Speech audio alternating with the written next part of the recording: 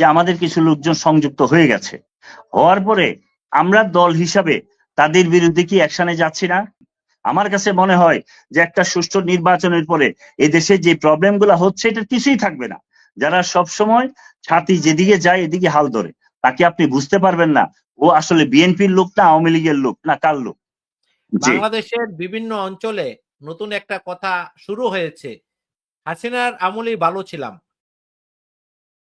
জি দখলদারিত্ব শুরু জি হয়েছে প্রতিটা বাজারে, মাঠে, ঘাটে যেভাবে চাঁদাবাজি শুরু হয়েছে, মানুষ মনে জি করছে যে ওই আগেই তো ভালো ছিলাম। আগে যা ছিল তার চেয়ে বেশি হচ্ছে এখন। তাহলে আপনি বলেন সবচেয়ে যে বড় সংস্কার হয়েছে, সংস্কারটা কোথায় হলো? চাঁদাবাজির জায়গায় চাঁদাবাজি হচ্ছে, দখলের জায়গায় দখল হচ্ছে। কর্তৃত্ববাদ যেটা বাংলাদেশে আছে, পাড়া মহল্লায় অঞ্চল ভিত্তিক সেটা চলছে। তাহলে সংস্কারটা কোথায় হলো? এক হাসিনা চলে গেল, দেশ সংস্কার হয়ে গেল। এই জায়গাগুলোর পরিবর্তন আমি কিভাবে হবে?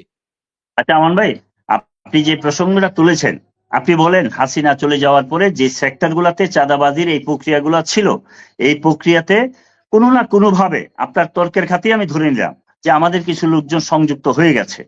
হওয়ার পরে আমরা দল হিসাবে তাদের বিরুদ্ধে কি অ্যাকশনে যাচ্ছি না? আমরা কত মানুষ এই পর্যন্ত বহিষ্কার করেছি, কত মানুষকে সুখোজ করেছি, কত ব্যবস্থা নিচ্ছি। আপনি বলেন আমি দলের একজন নেতা, আমি যদি একটা টেন্ডারে যায় চাঁদাবাজি করি, আমাকে এই দল কি করবে? বলবে যে শোকজ করেছি। শোকজটা যদি সঠিক না হয় আমাকে বহিষ্কার করবে। বহিষ্কারের পরে এই দলটা কি আমাকে আর কোনো ব্যবস্থা নিতে পারবে? আমাকে পুলিশে বললে পুলিশ কি বিএনপির কথায় চলবে? তখন আমি আমার কাজটা চালিয়ে যাব। এই জন্য আমরা বলতেছি যে তাড়াতাড়ি আপনারা একটা নির্বাচন দেন।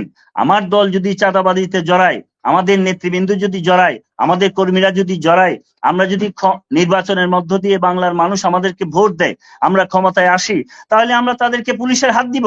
আপনি জানেন তারেক রহমান সাহেব যেই মানে সততার সাথে, স্বচ্ছতার সাথে এবং কঠিন ভাবে হাল ধরেছেন, আমার কাছে মনে হয় যে একটা সুষ্ঠু নির্বাচনের পরে এদেশে যে প্রবলেম গুলা হচ্ছে এটার কিছুই থাকবে না। আর আপনি যেটা বলছেন টেন্ডারবাজি, চাঁদাবাজি, স্পেসিফিক আমাদের যত লোক আসছে সবার বিরুদ্ধে ব্যবস্থা নিচ্ছে, বড় বড় নেতা উপর থেকে নিচ পর্যন্ত সেই ব্যবস্থা নিচ্ছে। কিন্তু আমি আপনাকে বলি, হাসিনারা যখন চলে গেছে, চলে যাওয়ার পরে এই দেশটার মধ্যে এমন প্রবলেম হয় যে কিছু মাঝামাঝি লোক থাকে যারা সব সময় ছাতি যেদিকে যায় এদিকে হাল ধরে, তাকে আপনি বুঝতে পারবেন না ও আসলে বিএনপির লোক না আওয়ামী লীগের লোক না কার লোক। ওনারা তখন ইনিয়ে বিনিয়ে কথা বলে, বিএনপির প্রয়োজন পড়লে বিএনপির নাম ভাঙিয়ে দান্দাবাজিতে ঢুকে, চুরি চামারিতে ঢুকে ঢুইকা বদনামটা আমাদের করতেছে।